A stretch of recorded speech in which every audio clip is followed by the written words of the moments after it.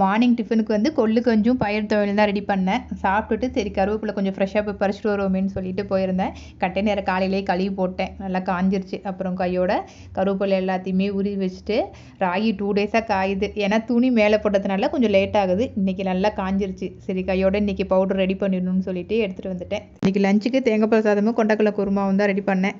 சாப்பிட்டு ராகி மால்ட்டு பண்ணுறதுக்கு ராகியை வந்து மிக்சியில் நல்ல நைஸ் பவுடராக அரைச்சிக்கணும். பாதாம், முந்திரி, ஏலக்காய் 3மே தனித்தனியாக வறுத்துட்டு அதையும் நைஸ் பவுடராக அரைச்சி வச்சுக்கணும். கடாயில் அரைச்சி வச்ச ராகியை 2 நிமிஷத்துக்கு நல்லா வறுத்துடணும். மாவு கூடயே வந்து இந்த பாதாம், முந்திரி, ஏலக்காய் பவுடரையும் சேர்த்து அதையும் 2 நிமிஷத்துக்கு நல்லா வறுத்ததுக்கு அப்புறமா நல்லா ஆற விட்டு ஒரு ஏர் கண்டென்ட் பாக்ஸில் போட்டு வச்சிட்டிங்க அப்படின்னா கெட்டு போகாமல் இருக்கும்.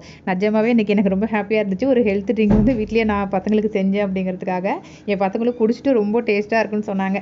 காலையில் பசங்க ஸ்கூல் போகும்போது இந்த ராகி மால்ட் மில்க் ஒரு கிளாஸ் கொடுத்தாலே போதுங்க. ரொம்ப ஹெல்த்தி. கண்டிப்பாக நீங்களும் ட்ரை பண்ணுங்கள். நாளைக்கு பார்க்கலாம். பாய்.